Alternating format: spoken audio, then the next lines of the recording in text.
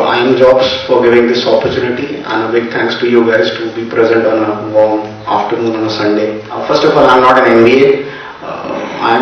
Used to be a hardcore techie. Gave for a walk-in in Mumbai for Infosys, and I started with Infosys in 2003, and then I think within 6 months I realized that this is an ocean of people, man, where I've landed. Probably it will take years to grow in here. I think 6 months down the line, the good part was that I moved into Bangalore into a startup. I enjoyed there some time. 2006 I'm talking about now. 2006 I moved out of the regular job of technical lead in an ID company and then started off my own.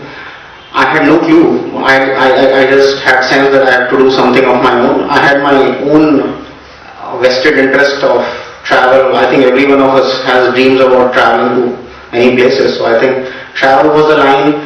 I used to be a geography geek. I thought like probably it will give some sense to understand India much better. So we brainstormed and launched this venture, India Hotel Review. So we found out that there is a lot of dearth of content. So probably getting some reviews of the properties will monetize through ads and create the content and probably get things going. 3 months you realize, okay, people are not coming probably, and they are certainly coming but they are not writing what is expected. So the good part was that being a techie, at least the best you can do is you can create an awesome site which can be running in at least in a flash. If you create a nice page, probably chances are it will be ranked pretty easy, much easier than these days. We go nuts today to rank the sites. It was phenomenally easy, but you need to do the basics right.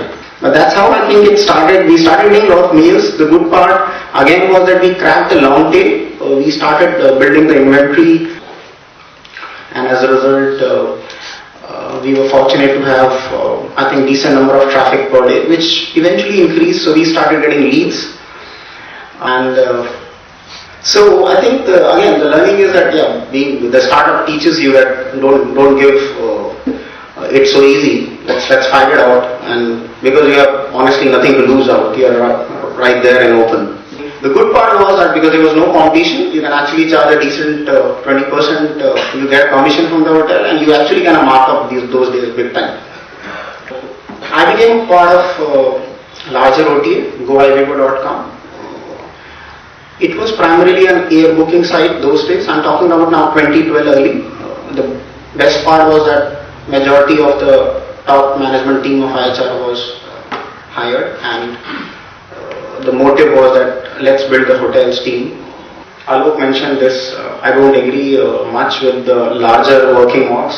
I am a strong believer that work on a startup early in your career. You get a lot of exposure. I think definitely you lack onto some processes. You need to figure out how to do that part.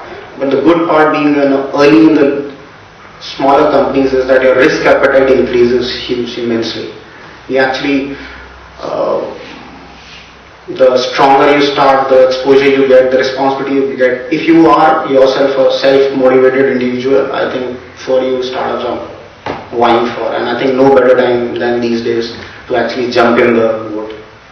You'll find ideas of plenty all over. It's very tough to actually a lot of times bring them onto the common room, that everyone will have great things to ऐसा कर देंगे, वैसा कर देंगे. I think this will happen, but I think the next challenging step is execution.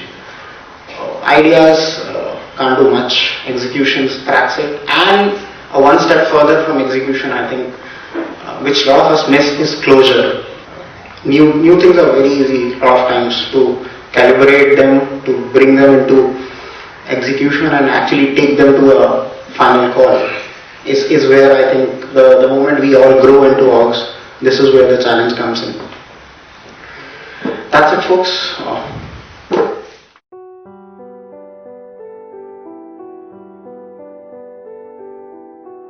It looks like, as you said, probably on the air side, it looks like saturated, but I think a lot of ground to be covered again on the lodging industry, on the ride-sharing industry.